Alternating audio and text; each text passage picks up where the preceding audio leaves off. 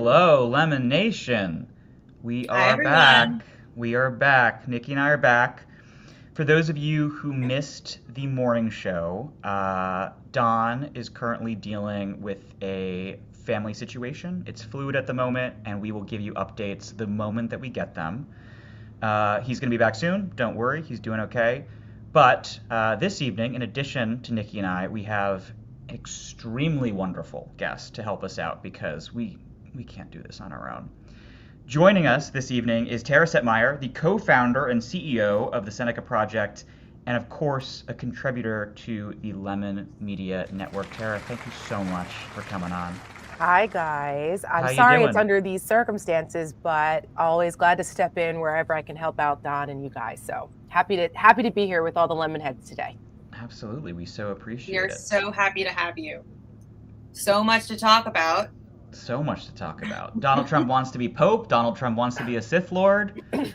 Tariffs are still cratering the economy. There's so much, but I think we should start with the breaking news, if you don't mind. Andy, if you wouldn't mind throwing up the new reporting just breaking about an hour ago from Politico's Adam Wren. Georgia Governor Brian Kemp will not run for Senate in 2026, according to three people familiar with his decision. And then, Andy, if we can just power ahead right to the next tweet, Kemp confirmed this reporting, saying, in part, quote, "Over the last few weeks, I have had many conversations with friends, supporters, and leaders across the country who encouraged me to run for the U.S. Senate in 2026. I greatly appreciate their support and prayers. After those discussions, I have decided that being on the ballot next year is not the right decision for me and my family." Tara, this is big. It is. It's a big sigh of relief for the Democrats because if Kemp had run, they would win that seat. Ossoff wouldn't have a shot. So, but the simple explanation here is that he's eyeing 2028. That's what I think. I think he wants to run for president. He doesn't want to go through a grueling Senate fight just to turn around and run for president in 2028. So, and also you have to remember that he and Donald Trump didn't exactly see eye to eye. And I don't think he wants to deal with having to defend Trump and MAGA. Brian Kemp hasn't really been a MAGA guy. However you feel about his governing in Georgia, there's been some issues, obviously, with the voter suppression laws and things like that. But he's pretty popular in Georgia, so I don't think he wants to go through all of that just to be a senator and then have to give up on his hopes of potentially running in 2028. That's my theory. Interesting. Tim Miller over at the Bulwark, I think, has a slightly different take, but he's sort of on the same wavelength as you. Quote, "While 98% of GOP politicos have shamelessly sacrificed their integrity at the altar of Trump, Brian Kemp hasn't. And he understands that there is no way to run for Senate while Trump's president and maintain your dignity." So hats off to him for that. Nikki, is that giving him a bit too much credit? I think it is. I think that's giving him too much credit. I mean, we even saw in his statement, he was in no way critical of Donald Trump. Like, if that's the case, then grow a spine and say something. But it just feels, I'm more inclined to see this from Tara's reasoning here, that I think this is him trying to position himself in a place where he can potentially have a 2028 run. Yeah, like, listen, Tim's not completely off base here. I mean, yes, that's true. It is giving him a little too much credit for being the beacon of integrity and all of that. I mean, they ultimately did do the right thing in Georgia, but like I said, they turned around, after the 2020 election, but they also turned around and passed those draconian voter suppression laws and changed all kinds of things within the Georgia state law to make it more difficult to vote. And so, I mean, Curb Your Enthusiasm did an episode on this, right? The whole last season was about Larry David and him standing up, giving somebody, water in Georgia, and it got him in trouble. So there's that part of this, but it is true that if you want to separate yourself, if you're not a true believer of MAGA, or if you're not a complete sellout like Marco Rubio and Lindsey Graham and some of those folks, then you have to be 1,000% loyal to dear leader, or your career is over.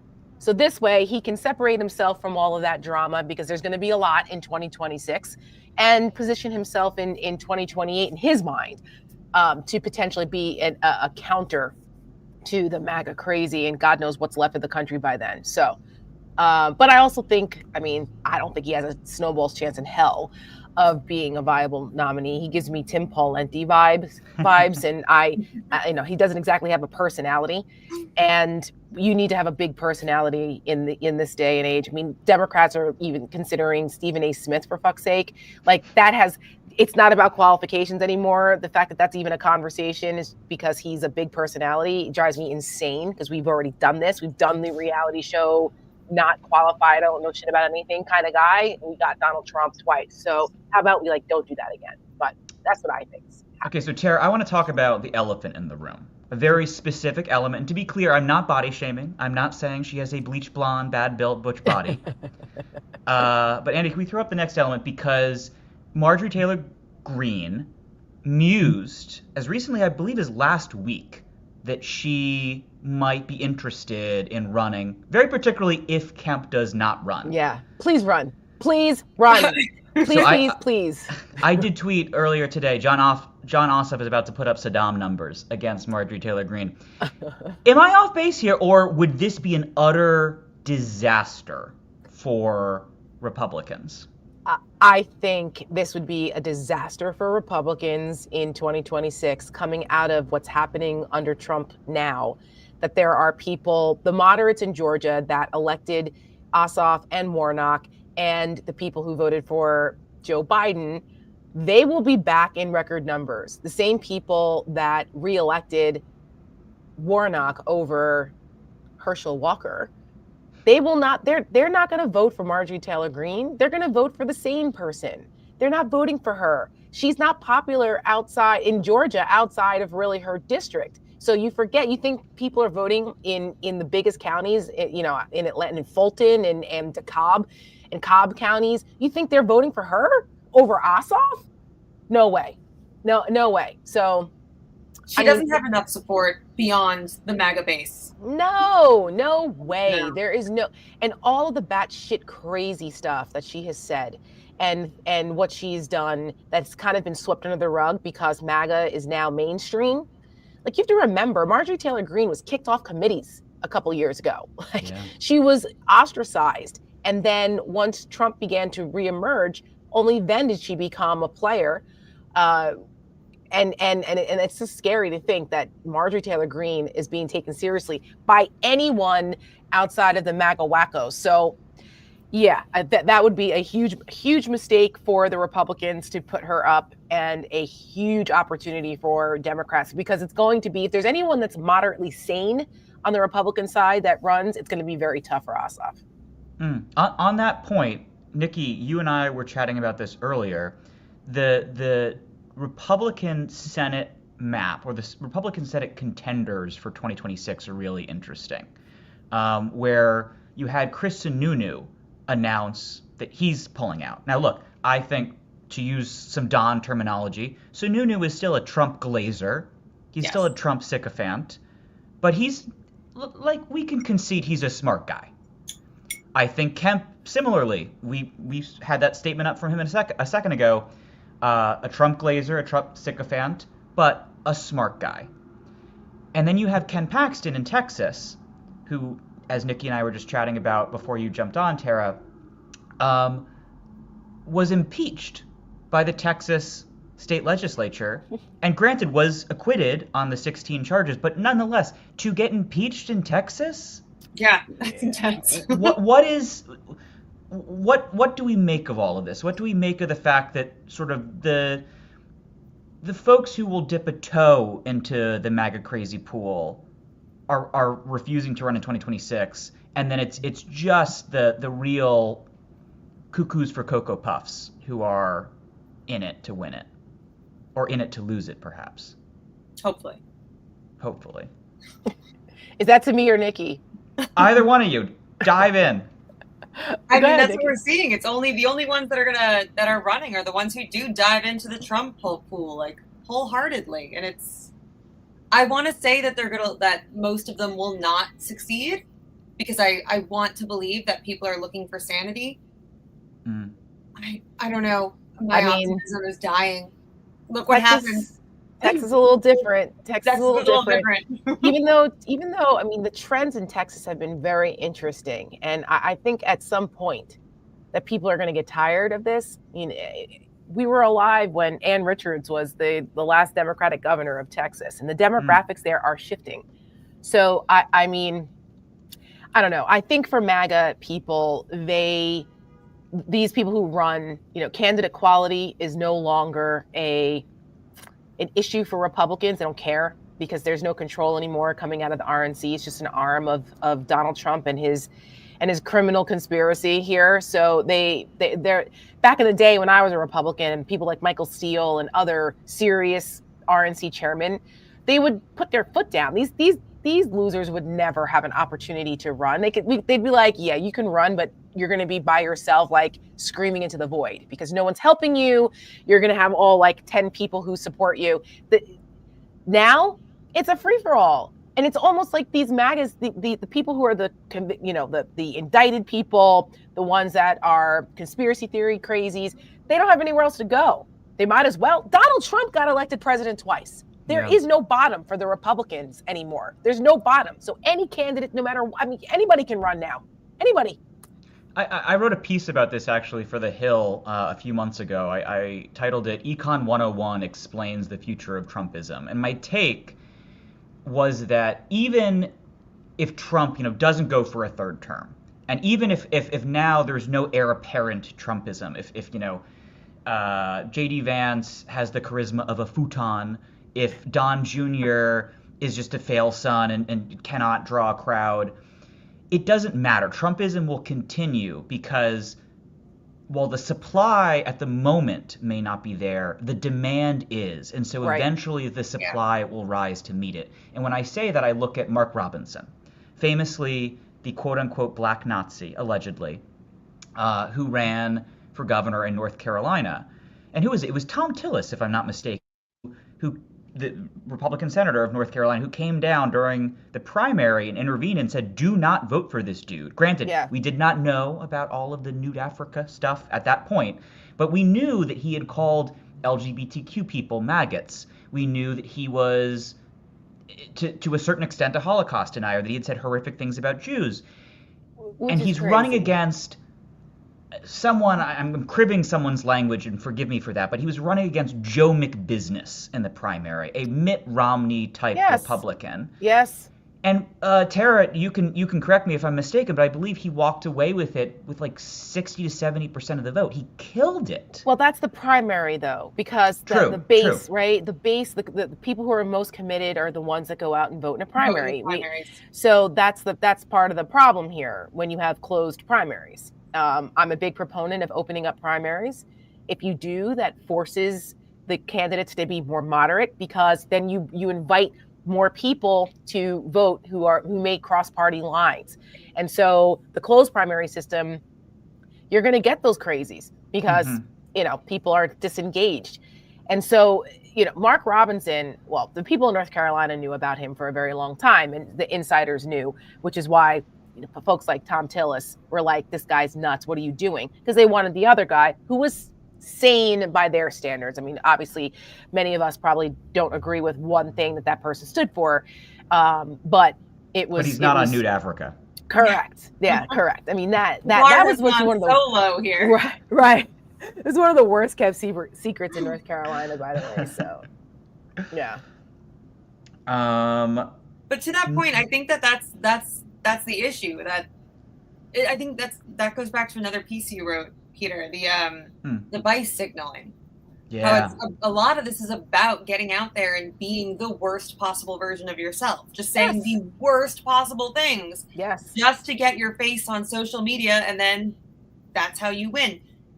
That's Morals, virtues don't matter. That's right. Right now it's about loyalty to dear leader. That's pretty much all that matters. Within the party, but as a society, this is a bigger problem. Why do we keep rewarding bad behavior? That's something I've talked about for years and years, that this started in the 90s with the Jerry Springerization of our politics. Mhm. The more outrageous, well that in put. reality TV, the more outrageous you behaved, the more attention you got. So you were rewarded for bad behavior. And that's what produced Donald Trump. So, you know, I'm not surprised about that. Look at where we are. The standards are no longer there for that side. And the more as a society that we shrug at outrageous behavior or reward it, you're going to continue to get this. I mean, look at Donald Trump's behavior over the last couple of days. Well, all the time, but just in the last couple of days, just this afternoon, and that shit crazy presser that the press gaggle. Like, we saw over the weekend AI renderings of Donald Trump as a Jedi with the wrong color lightsaber, with the Pope, right? Throw it up, Andy. Like, what the fuck? This shit is craziness. It's sick. There's some kind of sickness. And then you have people like Lindsey Graham or Marco Rubio and others who know better out here laughing it off or saying it was a joke. And this is not a joke. None of this is a joke. You can't keep writing this off as a joke. We are the United States of America. This is not a reality show. In their minds, they're producing a reality show every single freaking day. So of course they're going to govern like that because they don't care about governing. They care about the attention. Donald Trump feeling like getting a tingle in his little dingle about having power, and waving around his tariffs like a child. Ooh, I can punish you with a tariff. Look at my tariff. Meanwhile, people's livelihoods are disappearing. Jobs are disappearing. Prices are going up. You have the ports that are about to be empty, right? Oof. Our shelves are about to be empty in a couple of weeks because of supply chain disruption from this bullshit.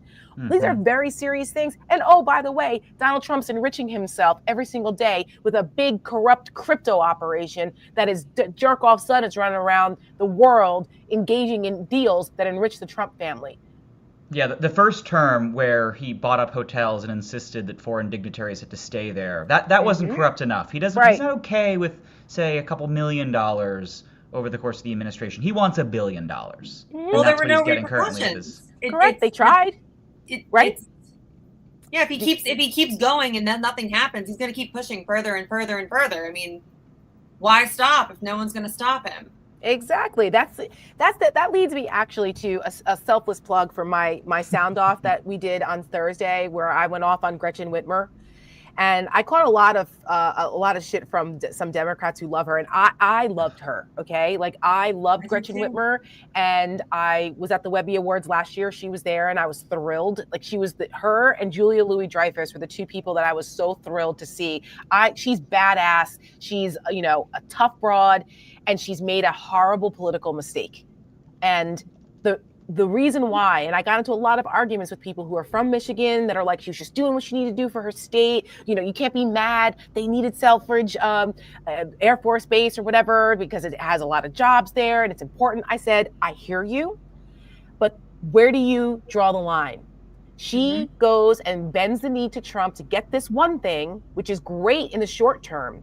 But what is she going to do when Donald Trump or Stephen Miller or whoever, one of his other little Nazis, comes and says, we're building a concentration camp here in Michigan, and you're going to say yes, or else we're going to pull that funding. Because it will provide jobs, Tara. It will provide jobs. That's what I'm saying. I'm like, where do you draw the line?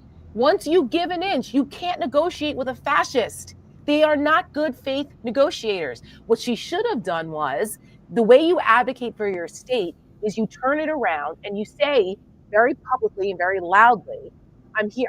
I am appealing to the President of the United States, the federal government, to do what is in the best interest of our National Guard, of our economy in Michigan, for the American people you claim to represent. And this is the funding that we need. So then are you saying you're not going to do it because you want to you'd rather throw a temper tantrum than do right by our military and our economy in Michigan? Last time I checked, the people of Michigan elected you, Mr. President. So are you telling them all to go fuck off because you'd rather have a temper tantrum if I don't come and bend the knee? Well, I'm not going to do that. What I am going to do is advocate for my constituents in Michigan and their jobs and our economy, which you, as the president of all of these United States, should be your priority. Not trying to enact a retribution campaign and make the rest of the American people suffer while you and your rich buddies are laughing it up. That's what she should have done. and then put it on him. Put it on him to say no. Turn it back on him. Make him the bad guy. I don't know. Look, that's what she should have done. And you know what? That's what other governors have done. That's what the governor of Maine did. That's what Governor Pritzker is doing in Illinois. They're not bending the knee, and they can't. So I'm very disappointed in her. She's getting bad advice. And then when you're explaining, you're losing. So when she went on a couple podcasts to try to explain it, no, honey, you lost the plot already. It's too late. So I hope that she, now what grounds does she have to tell Trump to go fuck off the next time he tries to push her to do something he doesn't want? And all she did also was give him a propaganda tool. She became a prop. So if you want to hear the rest I have to say about that, everybody, go look at my Set Mayor sound off. God, that was a tour de force. And Tara, I just put a link to your sound off at the top of the chat. So folks, keep watching, but watch it after the show for sure. Yes. Every Thursday at 2:00. Yes. We have Tara, we only have you for a few more minutes. Yeah. Unfortunately. I know. So let's cover just a bit more breaking news. Sure. We got word again from Adam Wren. Adam Wren at Politico is killing it recently. He got the first report that CNN will have an interview with Mike Pence this evening. His first, I suppose, media appearance since the inauguration. Can I just stop you right here? Go, please. Seriously, honestly? Yes. Who fucking cares? Who gives a shit what Mike Pence has to say? Is this really the big interview for CNN? No one cares. Who's Mike Pence's constituent? Who's running to CNN going, oh my God, 9:00 tonight, it's Mike Pence's first interview. Nobody gives a shit what Mike Pence has to say. And I understand he got this Profile and Courage Award yesterday at the JFK Library. And you know what? I mean, really? This is what we're doing now? We got to give you a Profile and Courage Award for actually upholding the Constitution? Well, I guess you do when the President of the United States is on national media saying that he doesn't know if he has to uphold it. Right, he has to uphold the Constitution. I'm sorry, what? So I guess that is a Profile in Courage now? This is insane. We shouldn't be normalizing this. And the fact that Mike Pence he didn't mention Donald Trump during his acceptance speech. He's still tiptoeing, pussyfooting around what Donald Trump did. They put up a gallows on the west lawn of the Capitol to hang Mike Pence. And he's still too scared to take it straight to Donald Trump. That mob would have killed him that day. And Donald Trump shrugged when he found out. Well, he should have done the right thing then, I guess. Like what? So I don't know. Forgive me if I don't give a fuck what Mike Pence has to say. And I have a tendency to feel that most people who are watching CNN don't give a fuck either. So that's what I think. Republicans don't. No one cares anymore. The bar has been lowered so friggin' far into the Earth's crust that right now, all you have to do is maybe not wholeheartedly support the fascism, and we're like, ooh, good job, Republican. I'm tired of making excuses for all of these Republicans that need to grow a goddamn spine. I mean, something. You know that all people, they were going to kill you. I mean, exactly. And he's still mincing words. Like he's still tiptoeing around this. That to me says you have no balls. None, zip zero, because mother already snatched them and threw them away. And they're like in the back pew of the church. Like, I don't know who his constituency is. I think who told him, well, now's the time for you to get it back out there and do what? Run for dog catcher? I don't think he'd get elected to that either. So I forgive me if I don't really care what Mike Pence has to say at this point. I mean, I'm glad he did the right thing. Thank you very much. But I'm not giving you a participation trophy or a gold star on your shoulder for actually upholding the Constitution. Yeah, that right thing is a given. Not anymore, apparently. We don't have to reward you for this. That should just be a given for anyone that's in that position. But now, yeah, you're right. Now. Yeah, I know. I mean, and this is the folly, by the way, that CNN. This is the mistake they're making, thinking that somehow, like I said, anybody cares. This is some big get. He's not welcome over at Fox News. Like, you know what I mean? Like, where else is he gonna go? So this was probably easy. CNN probably had to be like, okay, fine, Mike Pence. You know what I'm saying? Like, I can't imagine that the higher ups there were itching to get this interview. You're going to lose viewers. No one cares. No one cares.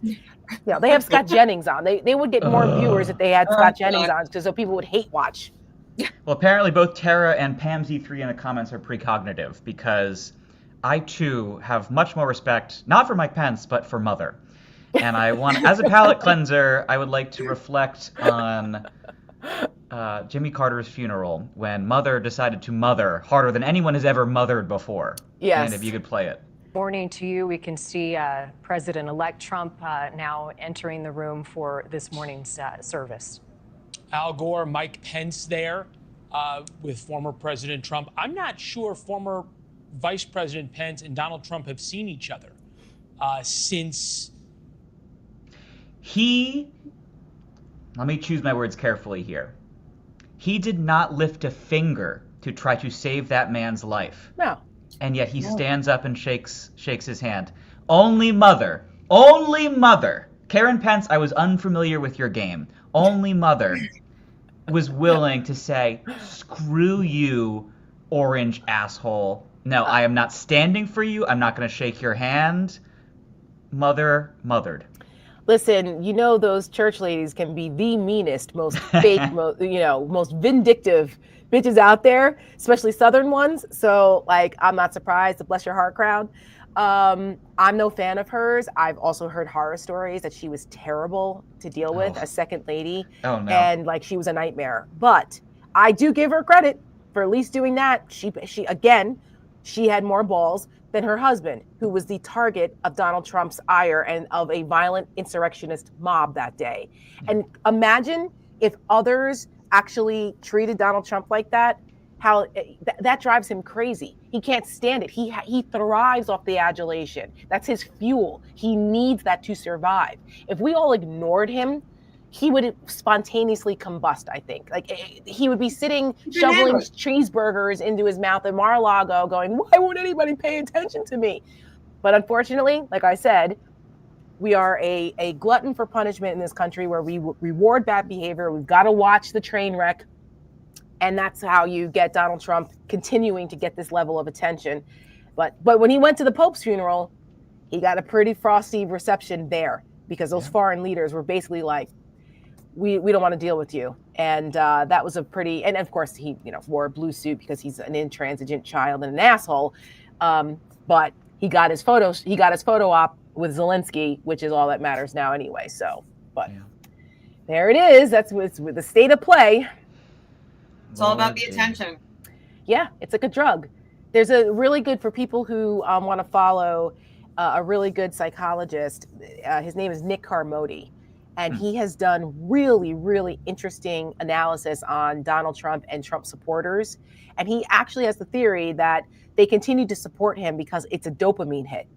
So it's almost like an addiction to drugs or alcohol, that people who subscribe to this conspiracy theories or are part of this MAGA cult thing, they get a certain dopamine hit from they were aggrieved before, no one listened, and now they have people, and they've got this champion that claims to bullshits them, but claims to believe them, and I'm your champion, and they're like, I need more, and then they won't admit that they're wrong or that he's actually doing things to harm them. It's just like drugs. Heroin shots are going to kill you, but you get that dopamine hit, and then you'll do whatever you need to do to get it again and again, and then it intensifies. And that's what we're seeing right now. So Nick Carmody, he's on Blue Sky and Twitter, I think. Very fascinating analysis of the psyche behind MAGA. I learned a lot from him, and it makes a lot of sense to me. Yeah. Thanks for closing on that extremely dark, depressing note, Tara. Well, it is Cinco de Mayo, I guess. Go have a margarita, everybody. I completely forgot. No, look. I don't want to end on a depressing note. I do want to say this, that even though all of these things are happening, and it's happening at a rapid pace, you are also seeing millions of American people say, fuck this. And they're beginning to stand up. They're showing up at protests. They're speaking out at the town halls. This moves needles, because the 2026 midterm is so close, assuming we have them, But all of these things, you keep shining a light on what's going on. And the more that people are engaged, the more they cannot get away with doing this without pushback. So when you punch, the best way to push back on a bully is to punch him in the mouth. And we need to do that through the levers of democracy that we still have access to. So I don't want people to lose hope. It's not over. And the more we mobilize, the more people continue to speak out and hold them accountable, do not obey in advance, we still have a chance to turn this thing around. It's not going to be easy, but if you look at any resistance, right? We just had May the 4th. May the 4th be with you. I'm sure everyone binge watched Star Wars. I went last week to go see Revenge of the Sith because it was in theaters. In theaters? I did too. I was like, I'm going. It was the last day. My husband and I were in there like, eating the popcorn. I was like, yes. I'm like, I can't believe it's been 20 years already. But the Revenge of the Sith was, to me, the best of the early ones. Oh, because, yes, I mean, by you far. were the chosen one. And come on. It was so good. But anyway, if you watch Andor, which I watch, if you guys are out there, if you guys are Star Wars fans, Andor on Disney, that right there, you need some inspiration, watch Andor. Yeah. That's how resistance Season are 2 built. is on now. Season 1 is unbelievable. Season 2 is so good. Unbelievable so far. So good. So and be Tara, part of the resistance. You, Nikki, and I are actual Star Wars fans. We know that blue and green means that you're the good guy. We know that the red means the bad guy, unlike whatever freak in the White House put out that tweet was there over the no weekend. one there that had watched the movies? Well, clearly not. And again, listen, Donald Trump is going to see Les Mis, okay, when it comes to the Kennedy Center in June. He's going to the opening night of Les Mis. Does he not know the plot?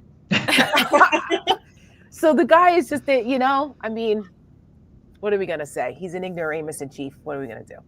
So anyway. Well, Tara, thank you so much. We know you have to go. Thank you. Such a good friend of the show. Guys, if you want more from Tara, we have her take from last week linked at the top of the chat. Tara, thank you again. Thanks, guys. Take care.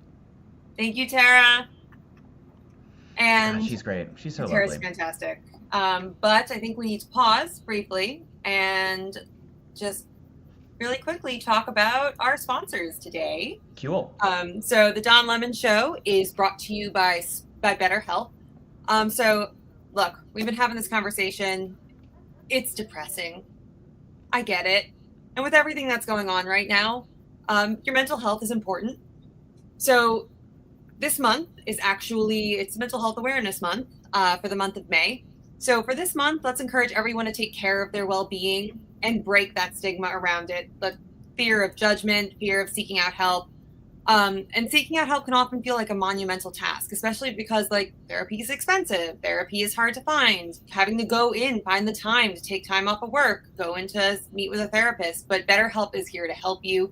I myself have also struggled with searching for a therapist, and I actually did end up using BetterHelp because it offered an accessible and affordable way to get therapy. They serve over 5 million people worldwide. They have over 10 years of experience matching people with the right therapist. Their therapists cover a diverse range of issues, and they have more than 30,000 licensed therapists. You can easily switch your therapist if you feel that there's not a good connection with the one that you originally have. Just therapy is within reach with BetterHelp.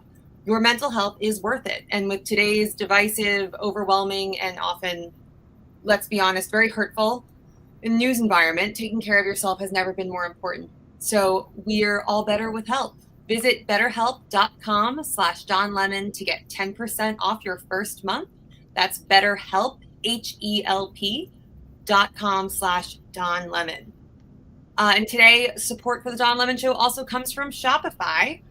So Shopify, when you're young, you have dreams. Everyone wants to be an astronaut or a princess or something fantastical and out of the realm of possibility. But as we get a little older, sometimes your dreams will change and you'll focus more on potentially turning your skills into your own business. And if you want to do that, you're going to need something like a website, a payment system, a logo, and a way to advertise to new customers. And that can be overwhelming. That can be confusing. But thankfully, that's where Shopify comes in. And the origins of this podcast kind of started that way. It was a dream that Don had, that he wanted to get started. And it's something that a lot of people, they share that ambition. But you don't have to hold yourself back with thinking about what if I don't have the skills and what if I can't do it alone? Shopify can help you turn those what ifs into why nots. They're the commerce platform behind millions of businesses around the world, 10% of all e-commerce in the US, and household names to brands just getting started. As our team here at the Don Lemon Show, we are working currently to get our merch out to you. We'll be using Shopify to do that once we have that all put together. And you may still be thinking that, what if I can't design a website? Shopify can help you with that. They have beautiful, ready-to-go templates to match the style of your brand. They can help you with everyday tasks like enhancing your product images, writing product descriptions, generating discount codes. And they have AI tools created specifically for commerce to help you with that. And if you're worried that people haven't heard about your brand, Shopify can help you find your customers with an easy-to-run email and social media campaign. And if you get stuck, they're always around to share advice. They have an award-winning 24/7 customer support team. So turn those dreams into, love it, and give them the best shot at success with Shopify. You can sign up for a $1 per month trial and start selling today at shopify.com/lemon. That is, go to shopify.com/lemon, shopify.com/LEMON. You can see it on the bottom of the screen there, and turn your dreams into immaculate. Thanks, guys, So well done, Nikki. God, So- Tara's good. God, Tara's Tara's so fantastic. It is depressing though to think about how low the bar has been lowered. I just think about how years ago what we saw as unacceptable behavior, and now we view a lot of these characters who said and did horrible things as these beacons of truth because they're not MAGA. And I just, I feel like the bar is, we're lowering what we view as acceptable behavior, simply because the one side has gone to such an extreme. No, I said this to you and Don a couple of days ago, Nikki, and I reference it in one of my pieces, I think, for The Guardian, but political commentator S.E. Cupp, right after the election, tweeted that sort of the most long-lasting effect that Trump will have on our politics is convincing everyone on both sides of the aisle that having sort of, I don't know, some moral high ground on really any issue, any matter in life in general doesn't hold water. There's no point to it. Just be as ruthless and nasty as possible, because we apparently live in some Hobbesian hellscape where just domination is all that matters. That's what the game has become, and it's incredibly depressing. And I know when I have this conversation with friends of mine, it's you have to constantly remind yourself, like, people like Pence are not the good guy. Yeah. They may not like Donald Trump, but we need to keep our morals intact. Yeah. We're going to keep chatting, folks, but I have seen a lot of you ask where Don is, so I'm going to provide you with another update. Don has been dealing with a family emergency this week. It's a fluid situation. We will provide you with updates the moment we can. Don is okay, but yeah, we're not exactly sure what the schedule is going to be like this week. The moment we know more, we will tell you, and I can assure you that we're relaying all of your well wishes, all of your prayers to him. He is aware of how much you guys care, how sympathetic you're being. It means the world to him. It really is helping him out, so we appreciate it. Yeah, he's good, but it's just family matter, and when we know more, we will tell you. I promise. On that note, Nikki, this morning we talked about the Trump tariffs and how, according to a bunch of supply-side economists that I have read, in the next, sorry guys, I don't know if you can hear that, but there is a bit of a traffic situation outside of my apartment. Economists are estimating that we're going to really start to feel the effects of the tariffs in the next 2 to 3 weeks, by about like the 3rd or 4th week of May. That's when you're going to start showing up at Walmart or Costco or your local supermarket, and shelves will not be empty per se, but you're going to see about 50 to 60% of the products that you had previously this year.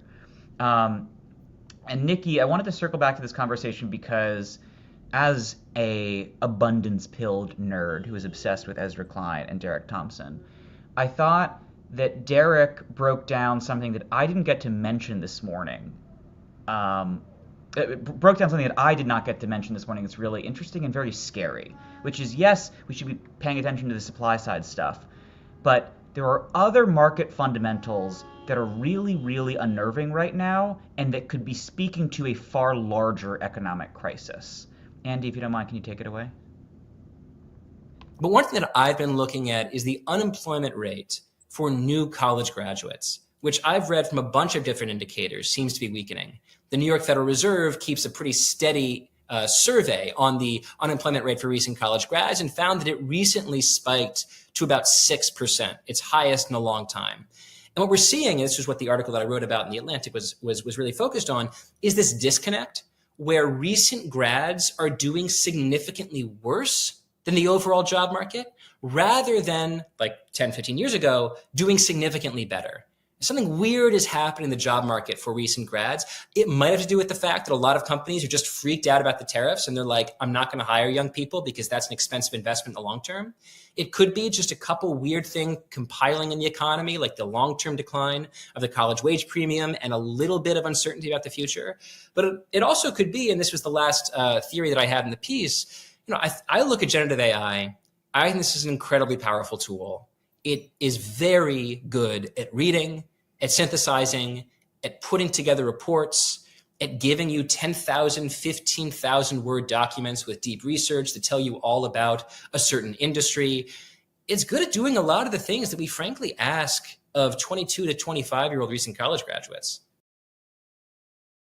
So the reason I wanted to play this, Nikki, is one, again, I'm obsessed with Derek Thompson, but two, this is something that is really concerning because the tariffs are going to have a massive effect on the economy, by all means.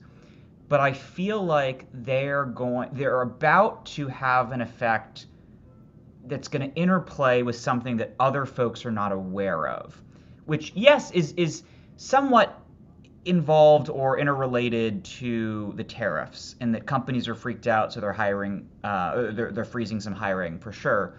Right. But you then couple it or thruple it, I suppose you should say, with AI. And I don't know what's about to happen. If you have a hiring freeze for all folks that are fresh out of college for not just a couple of months, but for a year or more because of tariffs and AI and a possible recession combined, now that is an economic bomb that we are sitting on. And that really, really freaks me out. Am I being hyperbolic? What do you think? No, I mean, this brings, I think you and I have discussed this before. That brings me back to when we spoke with Eric Schmidt months ago. Yeah. And he brought up the fact that AI. Can you explain who he is? Oh, yes. He's the former CEO of Google. We spoke to him about artificial intelligence and what his predictions were. And I remember he said it's, and I'm paraphrasing here, there's a 50-50 chance. Either it's going to be the savior of humanity or the downfall of humanity. Yeah. And there's really no in between. And I find that incredibly interesting that I think that AI has the potential to do great things. Unfortunately, I mean, I know I tend to be the less optimistic of the two of us. I just feel like human beings tend to not use things in the best way sometimes. Yeah. And I can see what Derek Thompson was saying there, that that's true. There are a lot of these tasks that I did when I was first hired as a PA, or when I was an intern, that now AI can easily do quickly, much faster than I was able to do it. And if we now have all these external factors in place beyond that are limiting a company's desire to hire, limiting what kind of money they're bringing in, they're not gonna hire people if they can easily do it for free with AI. And I wish I could say that I saw a way out of that. But the only thing that could really stop that is legislation to keep people from using things incorrectly. Yeah, it's dark. That's true, Nana Pants. Like a knife, a tool, or a weapon. And it's not 100% accurate. It can be very useful, but it's not all there. We are still seeing things like hallucinations within the AI and factual errors. But I can see the desire from a company standpoint. I'm not saying I agree with it, but whenever companies are faced with economic strife or the potential that we're looking down the line here and seeing that things are going to get pretty bad, as Peter was saying. In the next few weeks, we're going to start to really see the impacts of these supply chain issues. And I think companies are far less willing to hire, especially for things that they can figure out a workaround for. Yeah. Well, once again, on that cheery note, let's pivot to our final story. No, don't apologize. I feel the exact same way. Let's circle back then. I have a thought. To Nikki's point about how we spoke with Eric Schmidt, one of the former leaders at Google, and he said, as Nikki laid out, there was a 50-50 chance between utopia on Earth and the death of all human life. And what is just so disheartening to me is the fact that everyone knows this. Every country, whether it's group of countries, the EU or the Chinese or America, all of us know, all of our top experts are aware of the fact that there's this 50-50 risk. And it reminds me, frankly, of the nuclear arms race, where some of you in the chat might be familiar with the acronym, I believe, MAD, M-A-D, Mutually Assured Destruction. As we were building these weapons, we were pretty sure that, this could eliminate all of human life, and so therefore we need to get it first. Because God forbid we don't, then someone else can launch us and then they can win, so we need to be able to destroy absolutely everything. And this conversation around AI kind of reminds me of that, where, again, it's a coin flip. It is you take a quarter out of your pocket, flip it up in the air, and how it lands decides whether or not you continue living. And we are pursuing it for shits and giggles, perhaps? But I think it's impossible to stop people from pursuing scientific advancements, even if we're aware of the potential implications. They're going to keep going. It's going to happen. Yeah. And whether or not we use it in a manner that helps us or hurts us, I wish I had more optimism as to how the human race would do things, but sorry, the past few months have kind of dampened that down. So, well, we had two figures on the thumbnail. Well, first, before we get to that, I'm sorry. Yes, please, everyone, because we are going to talk about the updates with Diddy. But first, I do need to tell you about our last sponsor. The Freedom from Religion Foundation is also a sponsor for the Don Lemon Show this evening. Have you ever been on a road trip where there's one person and they insist on controlling the music and you're just trying to enjoy the ride, but now you're stuck listening to nothing but their favorite band and there's no discussion, there's no compromise. It's just their way or the highway. And that's kind of what's happening right now in our country with Christian nationalism. Some folks want to take over the wheel and force everyone to follow their beliefs, shoving religion into our laws, our schools, and even our personal choices. But this country was built for everyone and not just one group. And that's where the Freedom from Religion Foundation comes in.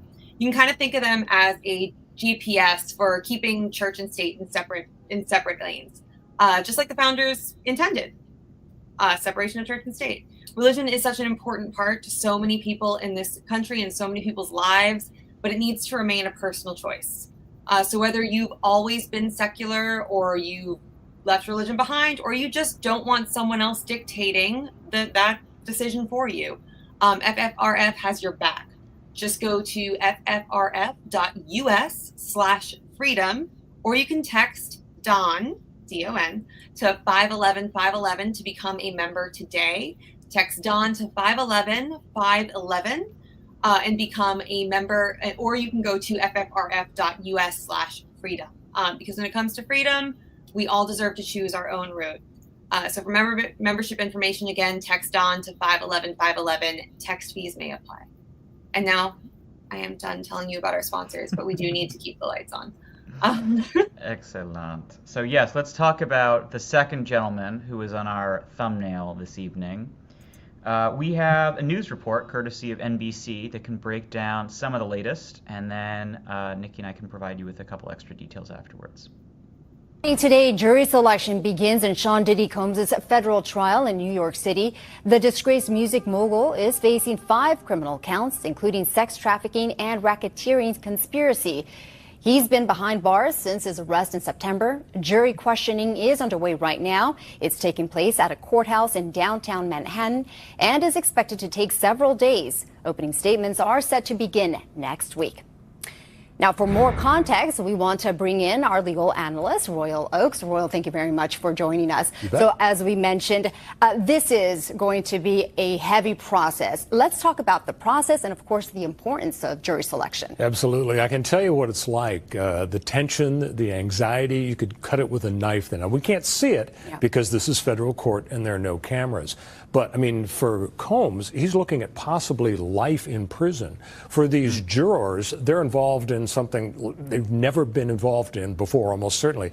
Super high-profile guy, world famous, and they have to decide his fate. The lawyers, I'm sure, are thinking, you know, this is going to go in my obituary, how I did in this case. So the idea is to somehow ferret out the people who have already decided either for or against him. And it's hard to read minds, but that's the job of the judge and the lawyers. And so we mentioned that this process has already started. What are you hearing? And what are some of the questions that these attorneys are asking? Again, this is a high-profile case. Some questions are really personal. Have you ever been a victim of domestic abuse or sexual assault? And some of that has to happen in the judge's chambers because they don't want it out in the open.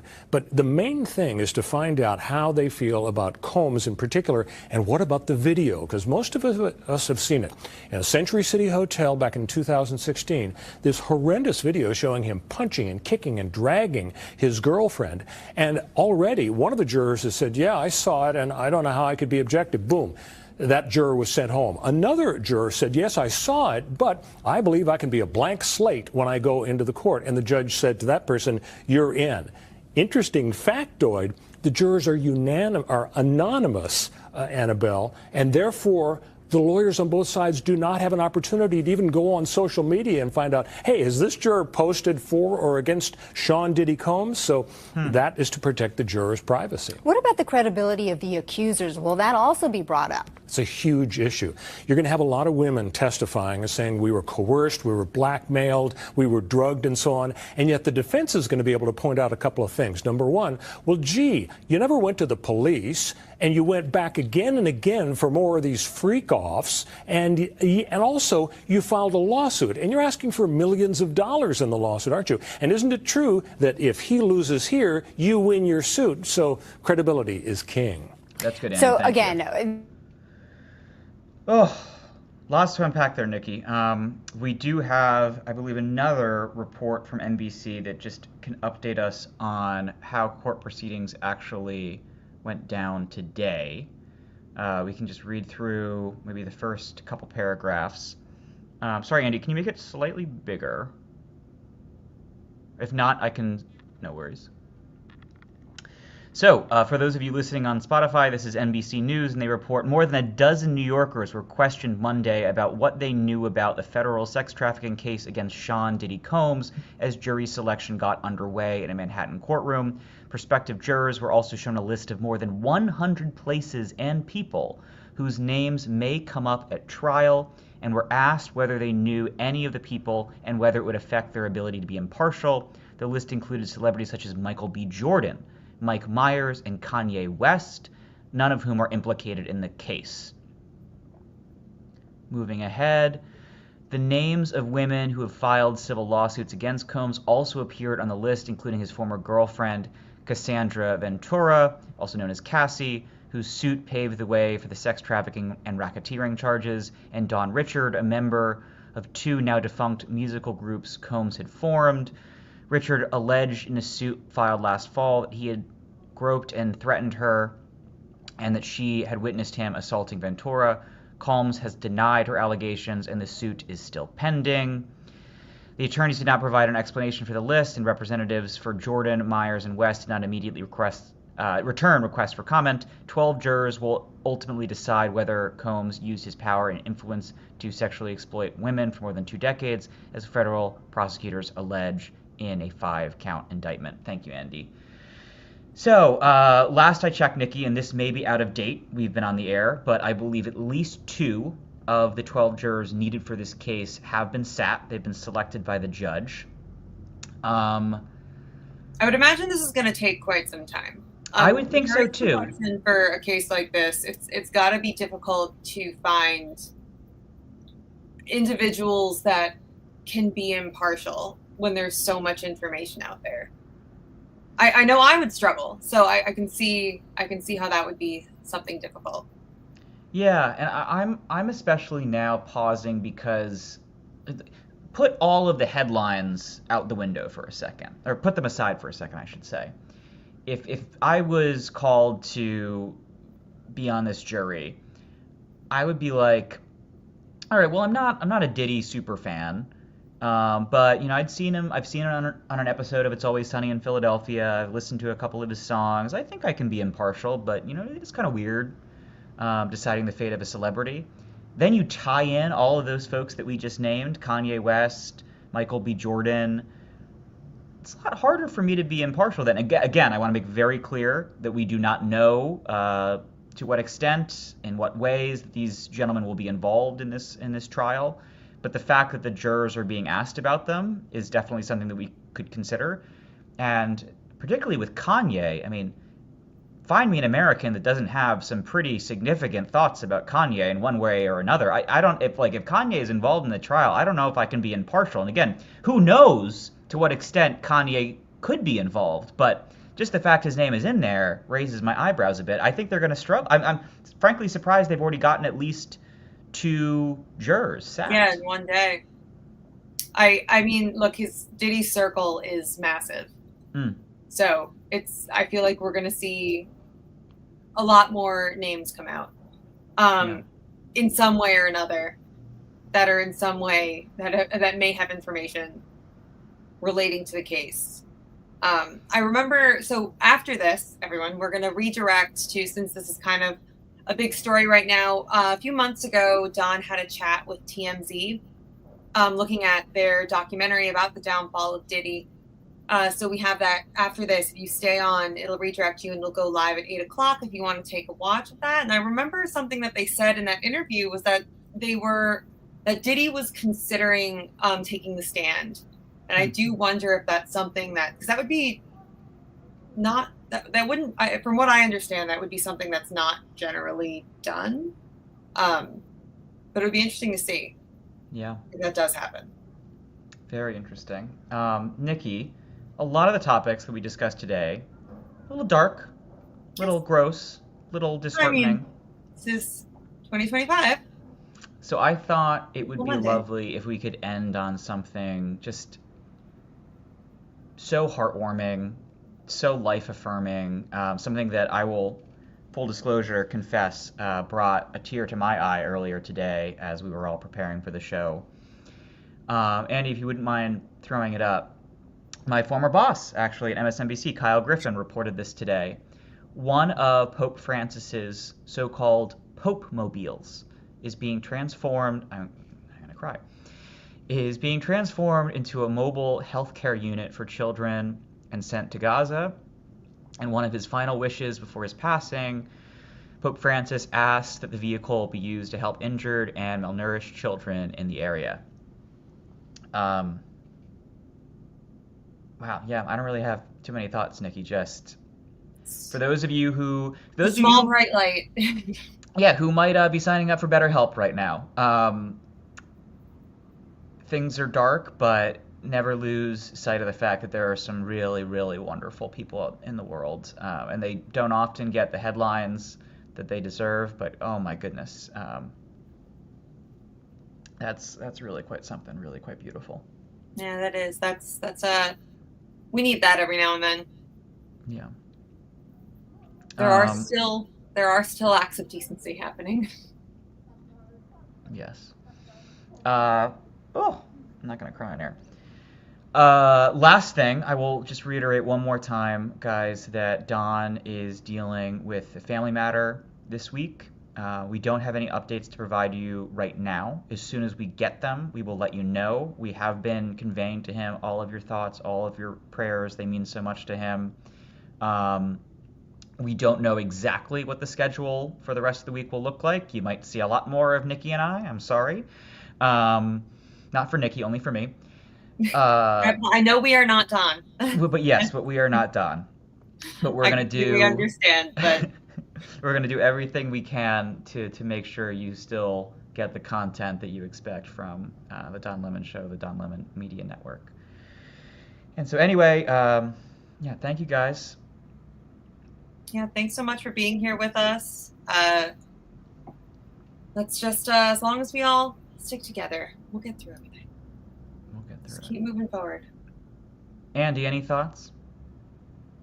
Let's all remember Andy is still here working behind the scenes. I am here. I just want you guys to do a great job. I want to, echo a lot of the Lemonhead sentiment that you guys are doing wonderful. So happy to have you. Andy, do you want to say it today?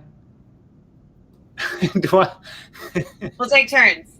Yeah. So you know how hard the news can be. So you don't always have to stay inundated with it. And when you feel like that, you can turn the TV off. Thanks everyone for watching. Your support means the world to us. So make sure you hit the like button and you subscribe to our channel to make sure that you never ever miss a video. We're live every day, 10 a.m. Eastern time. We drop even more content at 2 p.m. Eastern and 5 p.m. Eastern. And if you want more Don Lemon Show content, we'd love for you to become a member of the Lemon community, where you will receive access to special community posts. You'll get exclusive content and members-only live shows. So head over to our channel page or click the join button on this video. Again, thank you for watching. We appreciate your love and your support, and we will see you next time.